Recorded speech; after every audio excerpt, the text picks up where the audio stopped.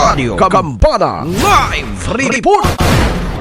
Pangita sa kapulisan sa Lanao del Norte ang usa ka alias Hamsa human girunda sa kapulisan ang panimalay niini sa Purok 3 Barangay Dabliston, Sultan Naga de Mapuro niadtong Oktubre 6, 2024. Ang maong operasyon gilusad sa Sultan Naga de Mapuro Municipal Police Station, Lanao del Norte, Police Provincial Office kauban ang 5th Special Operation Unit Maritime Group o Regional Intelligence Unit. Nakuha sa mga operatiba na pulo ka heat cell transparent plastic sachet nga adunay sulod nga 1.2 grams nga gituuhang shabu nga adunay standard drug price nga maabot sa 8,160 pesos ug mga drug parapernalyas.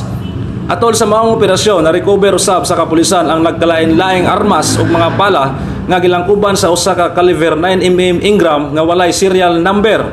Ang maong armas ang adunay nakasukbit nga magasin uban sa 18 ka mga bala. Lakip sa na-recover ang caliber Colt 45, usa ka caliber Colt 45 Combat Commander ug usa ka caliber Colt 45 STI Grandmaster. Nasayran nga maong mga armas ang gikonsidera nga ready to fire human makita nga nakasukbit na ang mga magasin niini nga pulos adunay mga bala.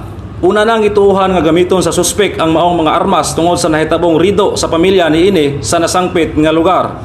Ang maong mga armas ug illegal nga droga ang gidala na sa kapulisan sa Sultan Naga de Mapuro Municipal Police Office alang sa dugang pang-imbestigasyon samtang gipangita pa ang suspek nga padayon pang at large. Kalabot niini gipahayag ni Police Regional Office Acting Regional Director Police Brigadier General Jisen C. De Guzman nga padayon ang paningkamot sa kapulisan sa tibuok Region 10 nga mapunggan ang tanang matang sa kriminalidad sa Northern Mindanao.